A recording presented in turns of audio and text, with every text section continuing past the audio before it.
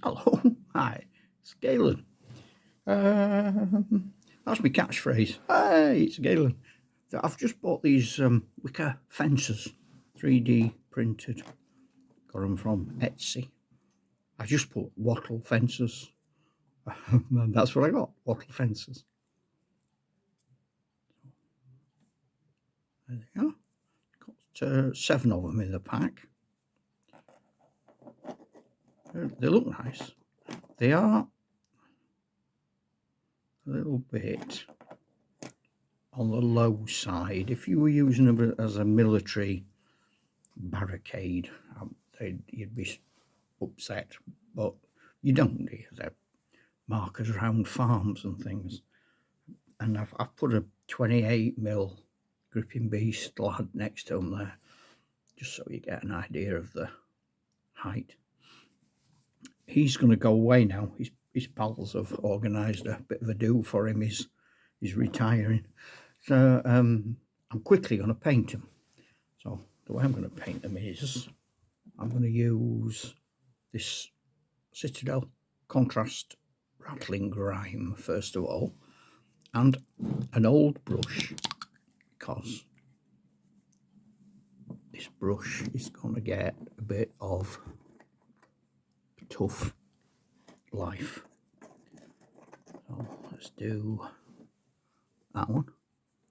And the idea with the grime is you get into all the cracks. So even people who don't think they're any good at painting, and I would argue that that's not true, we can all paint. I think it was Marcel Mars. No, it wasn't. Marcel. Wasn't he the French mime guy? Marcel Duchamp, the guy who pioneered Dadaism as an art form. And he pretty much says in Dada, if it's art, if an artist tells you it's art, it's art. And who are you to argue? So if I tell you this is painted, it's painted. It's not for you to argue. You can, worry about your own stuff. If you pardon the biblical quote that I'm going to paraphrase, but I think applies to most of life and would make life a lot better if only we'd listened. Why are we taking specks that we don't like out of other people's eyes when we've got horrible great logs sticking out of our own? So that would be it. I'd do them all, obviously. Oh, that was a close-up of how to put a lid on a pot of paint. For those of you, this is like basic war games. I don't even know how to put a pot of paint lid on. Right, okay. I'm going back to square one. And again, I suppose a more professional presenter would have done several of these, and he would say, and here's one I prepared earlier. I haven't got one I prepared earlier because I didn't prepare one earlier. This is the first one I'm going to do. But what I will show you, while we're talking about apropos of nothing, if you fancy subscribing to this rambling style of wargaming, that'd be great. You could even share it with your pals. That'd be even better. I went to a sort of a tutorial thing recently. They were using green stuff, rust, but there was a lad there who had a right good idea for putting rust on things, and I'm just going to show you quickly how he did it, because he actually used a dark rust colour. Now I've got some dark rust colours in here.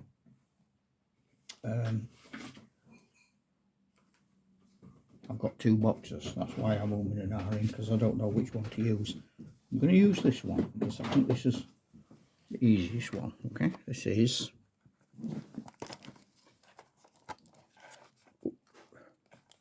Dust and Rust. That's Dust and Rust. when you open it, big bottles of paint like that. 6 of them. Reason why there's only 5 there is because there's one in my hand. But I use this a lot. It comes like sort of dark, medium, light, and so on. And then you've got 2 dusty ones. And I've also got this one from Green Stuff World. These are liquid pigments, weathering filters, it says. There you go, look at that.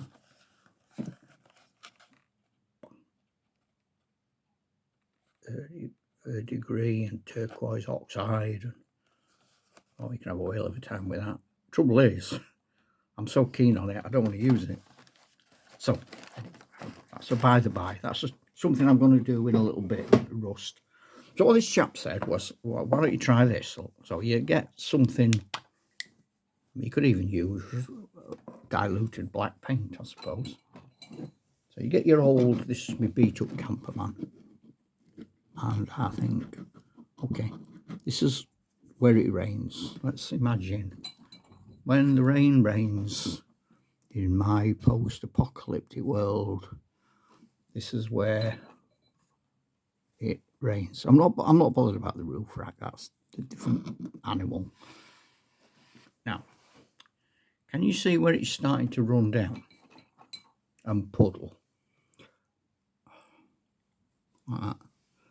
And this chap was saying, what you can do is look at that now and say, oh, maybe around these wheel arches and on that floor point and there, this is where the worst of the rust is going to be. And just do that and you leave it. And then you come back when it's dry and it shows you where worst, harshest effects of the where the roost is going to be, where the rust's going to be. Now, I'm going to leave that with you as a teaser because I'm going to do this vehicle in bits. Perhaps next is after I've done a few more battlefield things. So just think about that. I'll do it again on the other side. I haven't done anything on the other side, look. And I've got another version of the vehicle as well, so I can have a traffic jam. So I'll just leave that with you. Right, so I'm going to go back now to me oily fence. The oily Boyd catches the worm. So there we go. Tidy that up. See how clean my desk is? I listened to what you told me and I've cleaned my desk. All right. Now I'm just doing that till I'll just sort of make it a bit more patchy because it's meant to all be weathered.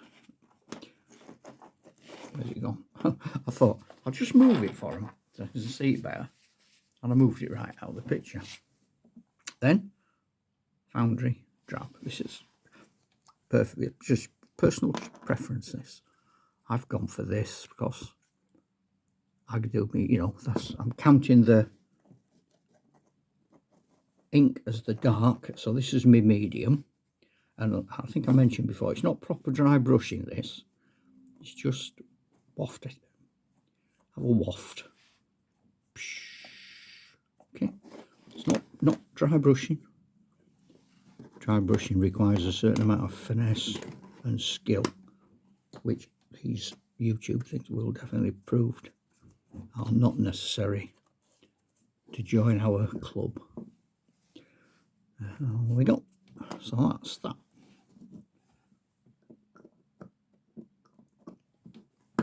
And once again, a perfect demonstration of how to put a top back on. Gosh, you're learning so much, aren't you? I'll tell you what, go up a class, take your knitting. And then the very light one, I've used a foundry paint, and now I'm using a Citadel paint. No, I don't. I used a fountain paint and a citadel paint. Yeah, I did, but I just did them in different order. So this is Ushabti Bone, and this is sort of, I think, yeah, there we go.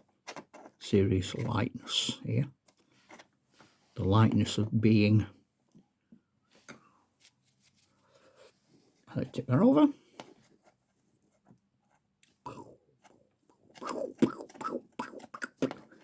And I think we'll have some, this is where it's weathered. Whether or not I've done it right.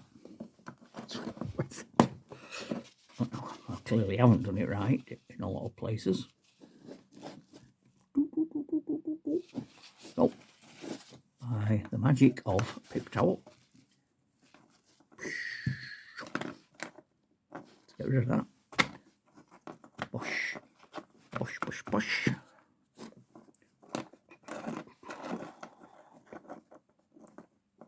Yeah, okay. That'll do me, I think. I'm going to do a double. Hang on. Bear with. There you go. Still wet at the moment. Let it dry. I might even give it a very quick shot with a pale, dusty spray can. Perhaps a bit of green here and there, so we can make it look like it's got all moss and flowers and things growing amongst the mud. And I'll do the base and be ready for this table. Okay. Ta-da, Chuck!